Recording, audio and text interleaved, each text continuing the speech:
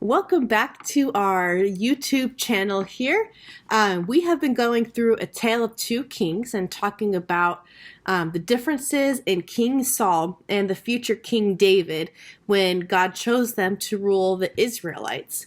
Now, where we last left off on Wednesday was David was running for his life from King Saul, and King Saul just kept chasing after him, wanting to actually kill him. He'd have a few moments of clarity where he'd stop and be like, "Oh yeah, I don't really want to actually kill David. He's a nice kid, you know." But then he would instantly switch back and be on the run, chasing David again to kill him. And the last story that we left off on was David had a group of men and they were hiding in a cave. King Saul and his men came to sleep in that same cave at that same night and didn't realize that David and his men were in there. And David's men were encouraging David to go and just kill King Saul and be done with it. And David refused to kill King Saul. What he did instead was he carved off a piece of King Saul's robes, and then the next day was like, "Look, I have your robe right here. I could have killed you last night, and I didn't." And King Saul was grateful and was like, "Oh, you know what? You're the best. I'm not going to hunt after you anymore." And then 30 seconds later, he decides that he's going to hunt after David to try to kill him again. And so that's actually where we ended up last time. And our story today takes a different and interesting twist. Yeah. So at this time, Samuel, who's been the prophet this whole time, who was the one who both anointed Saul and then anointed David when Saul was essentially being cast out by God, Samuel dies. And the whole Israel mourns because he was a wonderful prophet, a judge to them, and always communicated what God wanted to his people. But when Samuel died, the Philistines then decided to encamp and get close and start with this new campaign that was to, essentially defeat Israel. So King Saul is then terrified because the Philistines are now out for him. And he says, okay, well, we got to consult with God. But God was no longer talking with King Saul. From all the disobedience, for all the way that King Saul had been acting throughout this whole time, just God would do nothing with King Saul anymore. And no matter how he tried to contact God, no way was God responding. So King Saul gets so desperate, and he just says, and he looks for any measure possible to get the message that he needs, to the point that he decides to break the law of God in order to contact God. So what law does he break? He looks for someone who can talk with the dead, a medium, someone who may be able to conjure like a spirit of someone who has died to be able to bring the message that Saul wanted. And this was a big no-no for the Israelites. This was written in the law that God had given them. And King Saul even had made a campaign when he was following what God wanted to get rid of all of these different people, and to the point that any of these mediums were supposed to be killed if they were to be found.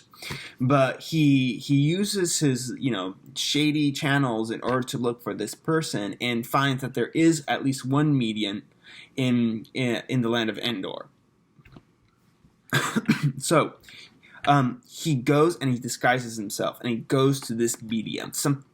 Again, I cannot emphasize how terrible this is for Israel. And so then he asks this medium to bring up the spirit of Samuel, who had just died, so that he would be able to get a message. So this medium does evil things in front of the eyes of God, and brings up what looks like the spirit of Samuel. I mean, it's very confusing whether it is Samuel or not.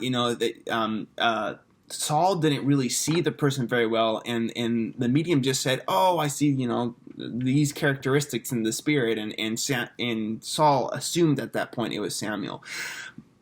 But whatever the Spirit said, the Spirit just said, no, God's not talking to you anymore. You're just going to die.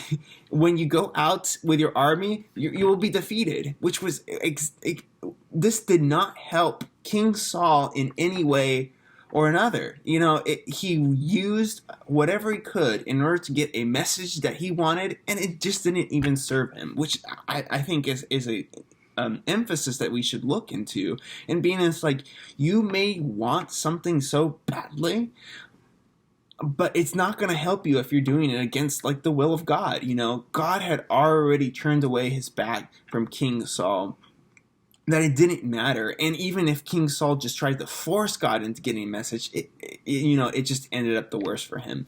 So now he feels terrible after this whole thing, to the point that the woman who just brought the spirit back from the dead actually ends up serving him food and being like, oh, well, don't worry, you should eat. And the soldiers were there like, oh yeah, you shouldn't eat. So it's kind of this ridiculous moment in which there is already defeat already written all over them.